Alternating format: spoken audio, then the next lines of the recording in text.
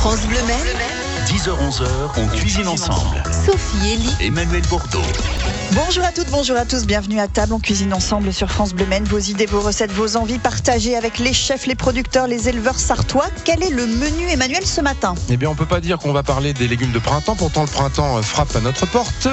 On va voir ce qu'il y a en ce moment et on va essayer de composer avec tout ça. Vos recettes, moi je vous propose une soupe parce que vous avez dit les températures, on a besoin encore un peu de chaleur. On va aller sur une version minestrone français, sorte de soupe paysanne si vous voulez, mais d'hiver encore avec les légumes qui nous restent. Et puis rien ne nous interdit de penser aux légumes qui vont bientôt arriver. Oui. On vous attend aussi avec vos recettes et vos questions à nos invités.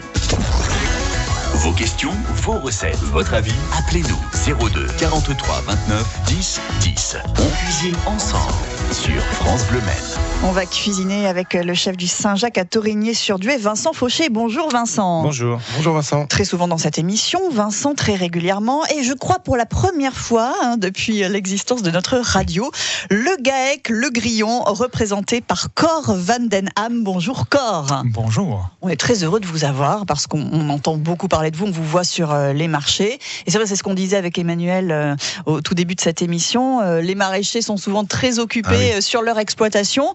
Là, c'est un petit peu la saison creuse pour vous et on a le plaisir de vous avoir ce matin avec nous. Donc bienvenue Cor. Merci. Parce que le GAEC, le grillon, ça fait un moment qu'il existe. Cor, vous êtes un précurseur dans le bio en Sarthe, on peut dire ça modestement même. Ça fait 30 ans pratiquement que vous faites du bio en Sarthe. Oui, tout à fait. Et vous étiez combien de producteurs il y a 30 ans en Sarthe? On était 3-4 producteurs de légumes. D'accord. Uniquement, maintenant vous êtes combien à peu près, si vous connaissez les chiffres? Une bonne quinzaine, peut-être même 20 là, oui. Voilà. On vous regardait avec des grands yeux à l'époque, il y a 30 ans, le bio c'était un peu des farfelus, c'était un peu les babacools là, qui débarquaient sur le marché. Non mais c'est vrai, c'est l'image qu'avaient les gens à l'époque, hein. Oui, c'était assez difficile de faire sa place, oui. D'accord. Tout à fait. Ils disaient c'est quoi ces légumes, voilà, des légumes peut-être un peu différents.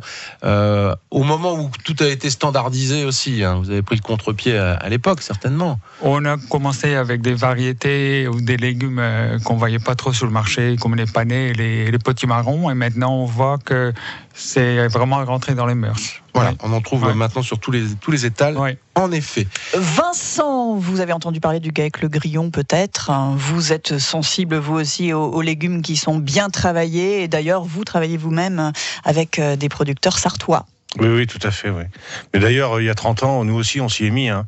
C'est grâce à eux qu'on a travaillé du panais, ils ont remis au goût du jour, ils ont recultivé ces vieux légumes. C'est grâce à ce genre de personnes qu'on arrive maintenant où tous les cuisiniers qui se respectent l'hiver vont travailler la saisonnalité, notamment des panais en ce moment. Voilà, c'est grâce à ces maraîchers aussi qu'on est allé dans la diversité, parce que c'est vrai qu'il y a encore une quinzaine d'années, on avait 2-3 variétés de tomates par exemple, et ben maintenant voilà, vous avez, grâce à la préservation des graines et au travail aussi de certains grainetiers, qu'on arrive à avoir de plus en plus de diversité dans l'assiette, et ça vous les chefs vous régalez évidemment. Plus il y a de produits différents, plus vous arrivez à créer des choses différentes aussi. Ah bien sûr, tout en étant limité l'hiver, mais bon c'est pas limité. Après on s'adapte à ce que le marché, la terre nous donne pendant la saison d'hiver. Hein. Moi, je sais qu'en ce moment, il y a quelques choux. Moi, je travaille un peu de choux Bruxelles.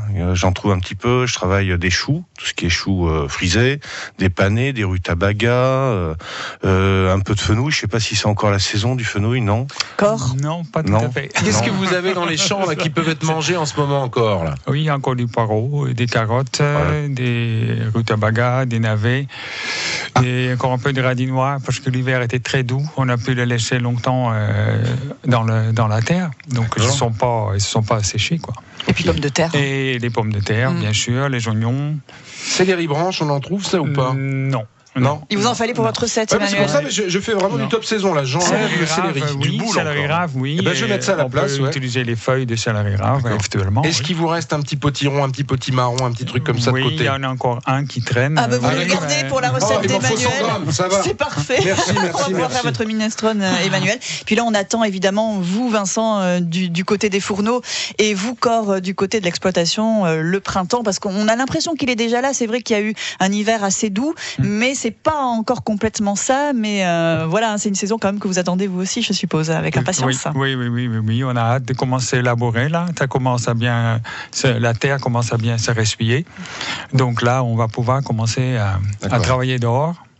Ça sera quoi les toutes premières récoltes que vous ferez, les toutes premières choses de Qui printemps? nous disent ça y est, c'est le printemps. C'est les radis. C'est les radis. C'est les radis, mais qui viennent encore sous tunnel, sous serre. Sous serre, il y en a, mais bon, si on est vraiment en pleine terre extérieure, là, c'est le radis qui va arriver en premier. Aussi, oui. Et petites pousses aussi, peut-être d'épinards d'oseille, de choses comme ça. Épinards, mais il vient aussi encore de sous serre parce qu'on a encore les matins, il gèle, donc dehors, ça pousse pas. D'accord. Bon, Tiens, on va essayer de faire quand même l'épinard. quelques petites recettes avec ce qu'on a là ce matin. Ouais, l'épinard, les jeunes pousses aussi. Denis Besson fait un superbe mesclin qui est Denis divin. Besson, c'est aussi un producteur bio sartois avec qui vous travaillez. Des pousses de moutarde. C'est des noms que j'ai pas retenus parce que c'est très ficoïde glacial aussi. Ça. Pas mal quand même. On a retenu celui-là. Un peu de Mizuna, un peu de ce genre de choses. C'est super bon en mesclin. Et oui, les épinards, moi je les cuisine. J'ai même pas besoin parce que c'est vraiment des jeunes pousses. J'ai même pas besoin de les équeuter. Il y a pas de bois du tout. Donc j'ai fait simplement tomber dans du beurre, c'est tout, puis je les sers avec un petit comme poisson. ça, on peut fêter un petit peu le printemps, là, avec les toutes premières pousses, on met tout ça dans Et cru, c'est bon aussi, bien sûr. Ce que j'adore, juste une petite parenthèse, c'est que Vincent a mis un polo couleur petit pois. Absolument. Le petit pois qui est le symbole quand même aussi du printemps. Eh oui. Vous allez sur Dailymotion pour le voir en live, et sinon vous irez sur YouTube ou sur le site. Et sur francebleu.fr, on cuisine ensemble et on vous attend pour partager la table avec nous ce matin. France Bleu.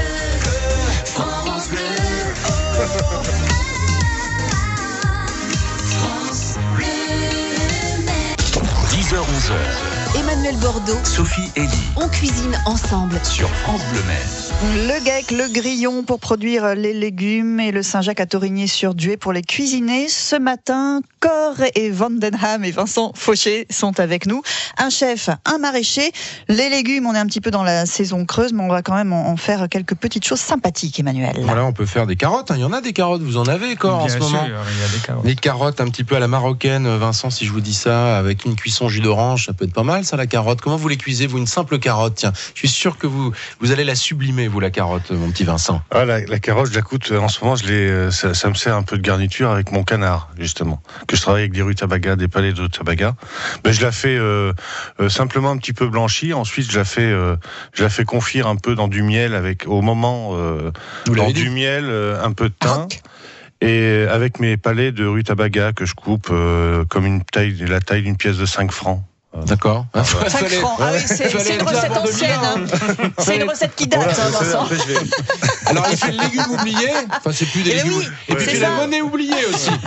C'est du franc lourd ou du franc. C'est de l'ancien franc. Voilà. Recette, je dis, traditionnelle. Donc, j'ai fini de cuire dans du miel avec du thym. Et ensuite, au dernier moment, je rajoute un petit peu de bordelaise. J'ai toujours de la bordelaise avec cette sauce-là. C'est une réduction de vin rouge, échalote, mouillé au fond de veau que je fais moi-même. Réduit jusqu'à obtention d'une consistance très sirupeuse. Et ensuite, au dernier moment, je jette une petite clouchette de bordelaise qui va s'amalgamer avec tout le reste. Et ça va me servir de cuisson, de sauce pour mon magret. Quand vous dites une bordelaise, Vincent? Des noisettes de magret que je vais venir déposer sur mes disques de rutabaga. La bordelaise, c'est une sauce? Oui, là, c'est une sauce. Donc, le canard au navet, le canard au navet rutabaga, c'est un de mes plats, mon plat préféré.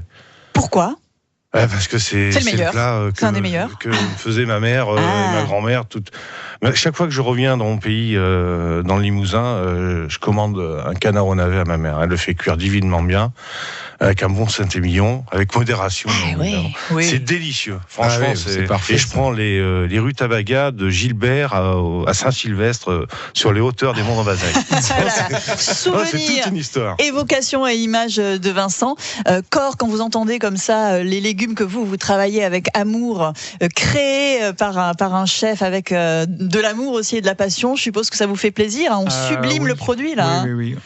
Dans ce cas-là, on sait pourquoi on travaille, on cultive. Oui. Voilà, parce que c'est vrai, vous faites un travail qui est extrêmement dur. Le travail de maraîcher, je pense qu'en agriculture, c'est pratiquement celui qui est le plus dur physiquement. Voilà, vous êtes toujours contraint à des intempéries, du froid, de la chaleur. Vous n'avez pas encore demandé à Cor de vous montrer ses mains, Emmanuel? Pas encore, son jeu de mots. mais quand vous vendez sur le marché des produits et et vous vous dites tiens peut-être que ça va passer 15 jours dans un bac à légumes, c'est terrible ça quand même. Faut essayer de les manger le plus rapidement possible ces légumes quand vous les avez arrachés vous la veille ou parfois même le matin même. Hein. Oui. Bon, tout ce qui est racines, ça peut se conserver quand même assez longtemps, mais quand vous achetez quelque chose, d'abord manger tout ce qui est feuilles, ça se conserve pas, et garder les racines pour la fin. On peut les garder quand même un petit peu. Recette toute simple, petit clin d'œil d'Alice, qui est de l'équipe de France Bleu Maine. Moi, j'ai une super préparation pour la carotte. Elle nous dit je l'épluche et croque la carotte. C'est pas mal aussi. Oui, parce que quand le produit est bon, voilà, on peut aussi parler de simplicité en cuisine. C'est vrai que c'est délicieux. Vous avez plusieurs variétés de carottes, Cor ? Nous, on fait pas pour l'instant des carottes de couleur. D'accord. On est que dans l'orange. Dans la carotte classique. Oui, mais bon, c'est sûr, il y a des carottes de printemps, il y a des carottes d'été, des carottes d'hiver. Et ils n'ont pas tous le même goût non plus. Le minestrone d'Emmanuel Bordeaux. On dit le minestrone ou la minestrone d'ailleurs ? Un minestrone, c'est dans un instant avec vous, mon cher Emmanuel. École Bocuse quand même. Non, c'est pas n'importe qui, attention. Et puis d'autres légumes aussi à évoquer encore ce matin. On partage des recettes avec vous. Venez nous rejoindre au 02 43 29 10 10. 02 43 29 10 10. On cuisine ensemble sur France Bleu Maine. Et on cuisine les légumes. Ce matin, on a eu la recette de la maman de Vincent Fauché tout à l'heure. On aura celle de Cor dans un instant. Minestrone à l'italienne, Emmanuel, avec les légumes du moment, avec les légumes qu'on a sous la main finalement. Exactement, donc j'ai rectifié un petit peu. Donc carottes, c'est bon, il y en a encore, c'est bon. Oui. Pané, il y en a encore un peu. Oui. Ok, il reste un bout de potimarron dans le fond de la grange, là. Vous me l'avez mis de côté, c'est gentil, il m'en faut 100 grammes. Le navet, alors les navets, oui navet aussi. Bon impeccable, je suis bien quoi. Et puis j'avais mis céleri, normalement c'est avec de céleri branche, il n'y en a pas en ce moment, donc à ce moment-là on prend du céleri boule, pas tout à fait le même goût, mais en tout cas voilà. Je vais avoir besoin de vous Vincent pour les cuissons, parce qu'il faut 1,5 litre de bouillon de légumes. Ça on le fait avant, éventuellement avec les épluchures, tout simplement des légumes qu'on va tailler. Peut-être qu'il va se faire pendant la cuisson de vos légumes. Je sais pas comment vous avez procédé, Emmanuel. Mais... justement, j'ai un peu besoin de votre aide, parce que justement si je prends donc 2 carottes, un petit morceau, on va prendre 100 grammes de céleri boule, un petit pané, un navet, gousses d'ail, il faut pas hésiter à en mettre parce que ça fait quand même partie de la recette du minestrone, les 4 gousses, allez hop, 100 grammes de potimarron. Et puis après, il nous faudra un peu d'huile d'olive. Comment vous faites, vous procédez ? Moi, je couperai assez fin. Voilà. Faire revenir les légumes. Une mirepoix, on les fait revenir dans l'huile d'olive. Et après, on va mouiller avec le bouillon de légumes. Bouillon de légumes ou de l'eau. Après, le bouillon va se faire automatiquement. D'accord. Alors, qu'est-ce qu'on fait ? Est-ce qu'on prépare quand même un bouillon de légumes un petit peu avant, une fois qu'on l'a épluché ? On peut, mais... Ou alors, ça va se faire naturellement comme ça. Pendant la cuisson, tout va s'aromatiser au fur et à mesure de la cuisson. Il se pose beaucoup de questions avant de cuire un légume. Vous avez vu, Cor, c'est pas n'importe quoi. Mais c'est important. Oui. Alors après, il faut que le légume il soit qui se tienne encore un petit peu pour le minestrone. Hein. Voilà. C'est important ça. Il faut que ce soit un peu croquant légèrement. On va peut-être mettre les navets au début et les potirons à la fin. Voilà, c'est ça. Je voulais de Vincent, c'était ça. On pourrait commencer, en effet, par les navets, céleri, les carottes, et puis après, déjà le pané, ça cuit assez rapidement aussi. Hein. Oui, tout à fait. Donc voilà. Donc on mettrait peut-être après pané, on mettrait d'abord l'ail, et puis après le potimarron vers la fin de la cuisson. Oui, avec le céleri boule. Voilà, et on serait très très bien à ce moment-là. Voilà, j'avais besoin d'un chef, voyez-vous. Mais c'est très bien quand on en a un sous la main. Il y a eu une discussion hors antenne entre Cor et Vincent qui était passionnante. Vincent a dit à Cor, est-ce que vous avez déjà cuit vos légumes en croûte de sel ? Expliquez-nous comment vous faites, Vincent, s'il vous plaît. Je cuis comme des betteraves. Je prends un plat qui risque rien, parce que ça reste quand même pas mal au four. Et 1 litre de gros sel, du sel gris de Guérande, de mer.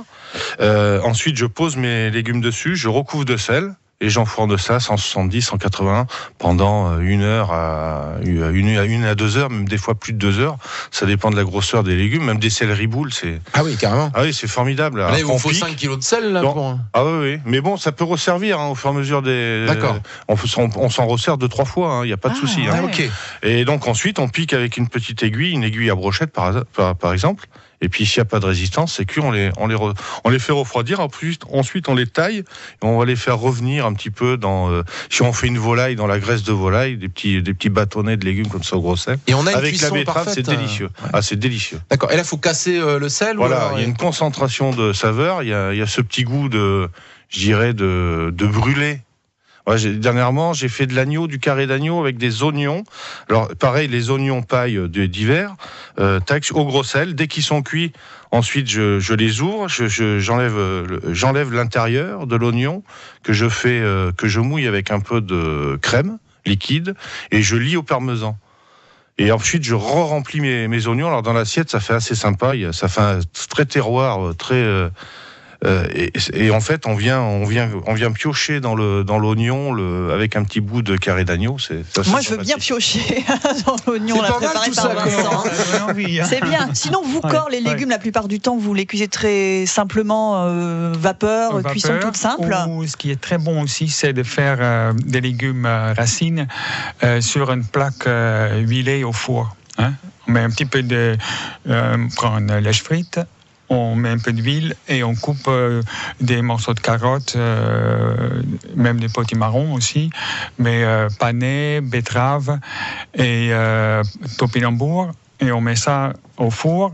On remue un petit peu pour que ça crame pas trop sur le dessus. Et une fois cuit, c'est pareil, ça cuit dans son propre jus avec de l'huile un peu. C'est extra bon. D'accord. Ouais. Ça, c'est une recette familiale ou non, oui. Mais il y a une recette, vous avez dit tout à l'heure en antenne aussi. La maman, la grand-mère. Votre grand-mère. Ça, c'est plutôt une recette hollandaise. Très bien. Oui, vous avez remarqué que Cor a un petit accent. Oui. Et un nom aussi qui nous mettait sur la voie, Cor van den Ham, je vous rappelle. Vous êtes de quelle région précisément au nord d'Amsterdam, c'est la Hollande septentrionale. D'accord. Ouais. C'est pas un pays qui est réputé vraiment pour sa gastronomie, la Hollande, mais il doit avoir des choses intéressantes. Il y a des bonnes choses. Comme dans tous les pays. Donnez-nous l'intitulé de la recette que vous allez nous faire partager. Ça s'appelle du hotspot. D'accord. Vous avez noté, Emmanuel, du quoi? Du hotspot. Vincent, c'est bon? Hotspot. Allez, on y va dans un instant pour le hotspot. 10h-11h. Emmanuel Bordeaux, Sophie Elie. On cuisine ensemble sur France Bleu Maine. Connaissez-vous le hotspot? Eh bien non, et c'est justement tout le charme de cette émission, c'est de pouvoir accueillir des gens d'autres cultures qui nous parlent évidemment de leur culture culinaire. On en parlait à l'instant aussi, il y a ce fameux hareng tout frais que vous mangez en Hollande cru. Et a priori, ça c'est super bon. Voilà. Oui, ça se mange dans la rue, des vendeurs de hareng. Oui. Voilà. Qu'est-ce qui vous a d'ailleurs amené dans la Sarthe, Cor? Ma femme d'abord. L'amour, toujours. Une sartoise. Et vous avez l'occasion de retourner en Hollande régulièrement? Oui, au moins une à deux fois par an. Oui. Avec cette recette. Alors rappelez-nous le nom parce que j'ai déjà oublié moi. Excusez-moi. Alors Hotspot, ça s'écrit avec une H au début. D'accord. U-T-S-P-O-T. Alors c'est quoi? On vous écoute, Cor. Donc ça veut dire, si on le traduit, c'est à peu près un pot avec un mélange dedans. D'accord. Donc, écoutez, ça me rappelle vraiment la recette moyenâgeuse qui s'appelle le hochepot, qui est l'ancêtre du pot-au-feu. Et c'est marrant parce que en sonorité, c'est à peu près pareil. Voilà. Bon, c'est une sorte de purée. Donc c'est une purée de pommes de terre. Donc il faut acheter des pommes de terre à purée qui se défont bien. Dites-nous les variétés qu'on peut utiliser. Agria, Binge. D'accord. Il faut donc les éplucher.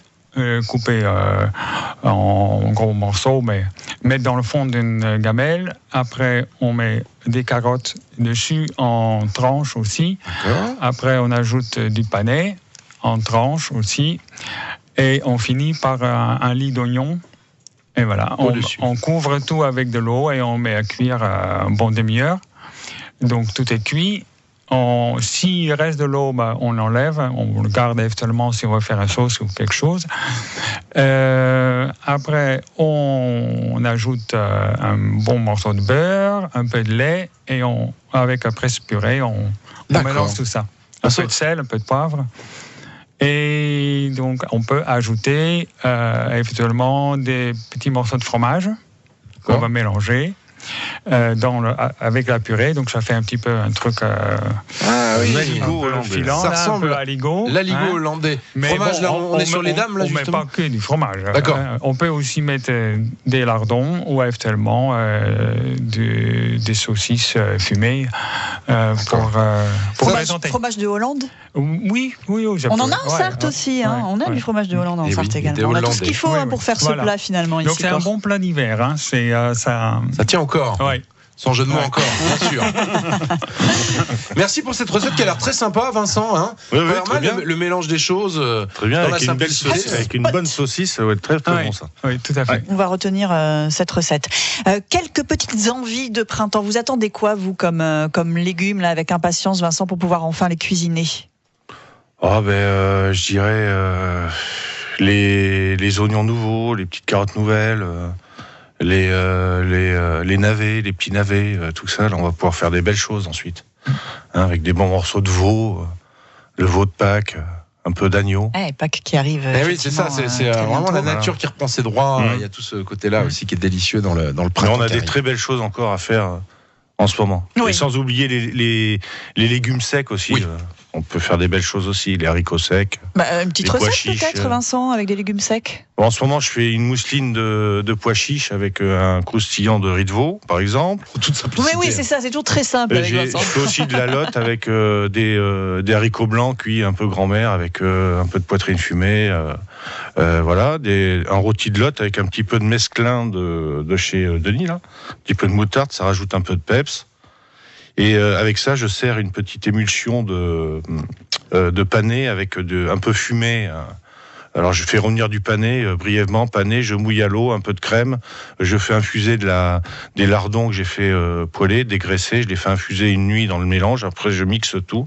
Et ça me fait une genre de petite... Je passe ça au chinois, ça me fait une émulsion que je vais un peu mettre sur mes haricots blancs. Voilà, ça va donner un pané fumé, quoi, un peu. Voilà. Et ça va booster un peu le fumé. goût. Donc là, on est dans la saison. Vous avez bien fait de venir, Cor. Vous voyez les idées qu'ils ont, les chefs. Oui, on commence à avoir faim. Et voilà, à cette heure-ci, en général, c'est gagné. On a tous faim et on continue de cuisiner encore ensemble. Quelques minutes sur France Bleu Maine. 10h-11h. On cuisine ensemble Sur France Bleu Maine. Avec des envies de printemps, mais toujours des légumes d'hiver en cuisine ensemble. Ce matin avec Cor Van Danam, c'est le gars avec le grillon à Saint-Sylvain, et Vincent Fauché, le chef du Saint-Jacques à Torigné-sur-Dué. Emmanuel. Je pense à la ciboulette, la ciboulette qui va dépasser de la terre comme ça de 2-3 cm. Ça va être quand, ça? On a déjà. Déjà, sous serre, Oui, là, évidemment. Sous serre. Sous serre, voilà. Oui. Vous voyez ça pour... Vous voulez fêter le printemps, Sophie? C'est ça, c'est printemps, s'il vous plaît. Vendredi dernier pour la première fois. La petite pousse. Voilà, vous allez... Un signe. Bon, peut-être en tuer quelques-uns de ces petits oignons. Vous allez les couper comme ça, les petites pousses, juste comme ça, les petites pousses, et on fait une omelette, et on met ça dedans. Et ça serait ça, peut-être, fêter le printemps, voyez-vous. C'est les toutes premières pousses qui vont avoir un petit goût de fraîcheur, comme ça, qui va éclater en bouche. Une simple omelette, Vincent, avec ses pousses dedans. Qu'est-ce que vous en pensez? Ça pourrait être pas mal, ça? Pas mal du tout, Ça Emmanuel. vous plaît, ça? Ça vous plaît? Alors moi, je reviens à mon minestrone, Sophie. Allez, hop. Ah oui, Parce que je vais faire un pesto. Alors, le pesto, évidemment, basilic. Alors, c'est pas du tout la saison Cor. Non. Là, on attend l'été, patiemment. On ira sur le basilic et la tomate. On pourra en reparler des heures. Oui. Mais pour l'instant, on oublie complètement ça. Non, on va prendre justement cette petite roquette, éventuellement, qui est faite sous serre. On va en prendre 50 grammes, 20 grammes d'amandes, 30 grammes de parmesan, une gousse d'ail, de l'huile d'olive. On mixe tout ça et on va pouvoir mettre une belle petite cuillère à café comme ça dans le minestrone. Vous mélangez, puis ça va booster un peu et ça va donner un goût. Voilà, on peut faire un pesto d'hiver, Vincent. Ah, bien sûr, oui. Puis pourquoi pas rajouter 2-3 petites Saint-Jacques, on en a encore. Voilà. Mais Il y a oui, on va Monsieur faire Plus. ça, bien Il y a évidemment. Monsieur Plus qui est là. C'est ça qui est bien. Quand vous avez des légumes vraiment favoris, ceux que vous préférez sur votre exploitation? Ce que j'aime bien faire, oui, j'aime bien faire le fenouil. Oui. Et là, il faut attendre. C'est un légume qui se vendait très peu il y a 30 ans, quand on a commencé. Ouais. Et maintenant, les gens commencent à vraiment bien connaître. À ce goût anisé, assez incroyable. Il faut attendre. Oui, c'est pas le moment. Il y a multiples façons de le cuisiner. Le fenouil, Déjà c'est cru, génial. on peut le faire cru aussi, Cru, Vincent. on peut le faire séché au four, on peut le faire en sauce, on peut le faire braiser avec un peu de vin blanc de fond pour servir avec des poissons. Voilà, on peut le faire en purée, on peut le faire sauté, on peut le faire accru même. Accru, c'est génial. On le coupe vraiment très fin, on le fait plonger dans de l'eau très glacée avec des glaçons toute une nuit. Après, il devient translucide et très croustillant. Ah c'est oui. délicieux. Ouais. Étonnant, On le coupe très très fin. La petite minute pour les infos pratiques. Eh oui, c'est déjà le moment de se dire au revoir. Mais si on était ravis de vous avoir avec nous, Vincent Fauché, le Saint-Jacques, Torigny-sur-Dieu, on l'a entendu, toujours plein d'idées, d'envies, de recettes, bien évidemment. Et puis Pâques qui va se fêter aussi du côté de chez vous, on va aller bientôt. chercher les œufs dans le jardin. Et puis l'ardoise, Vincent, aussi, cette nouvelle formule. Là, et puis nouveauté cet été, je vais lancer les grillades du Saint-Jacques le vendredi soir. J'ai essayé de mettre au point des bons produits que je vais faire griller devant les gens sur ma terrasse, alors que quand il y aura du très beau temps. D'accord. Donc je vais lancer ça à partir du mois de mai, quand les journées vont être un peu plus longues. Quand le soleil sera vraiment là aussi. Corps, le gars avec le grillon, c'est à Saint-Célerin. Et puis les marchés sartois aussi, toujours. Oui, toujours. Le vendredi pour l'instant, parce qu'on n'a pas assez de légumes pour venir aussi le dimanche. Au Jacobin au Mans. Donc jusqu'au mois de juin, on sera que là le vendredi. Voilà, et puis les adresses, les coordonnées de nos invités, vous les retrouvez sur francebleu.fr. Vous pouvez regarder et réécouter cette émission. Vincent, Corps, à très bientôt, merci. À bientôt. France Bleu Maine, on cuisine ensemble. Et demain, Emmanuel, ce sera poisson, aioli et janière. Ah oui. C'est pas mal, hein? Ça va être pas mal. On va recevoir les lauréats qui ont été épinglés au Salon de l'Agriculture, le concours général agricole. Il y a plusieurs vignerons qui ont eu des prix. On va les recevoir demain. Et puis Patrick Coutin aussi, le chef de la Clé des Champs. Exactement, à Champagné, qui va nous proposer du poisson comme ça, avec un coup de janière. Ça va être pas mal, non? Je sens que ça va être bien aussi. Oh oui. À demain.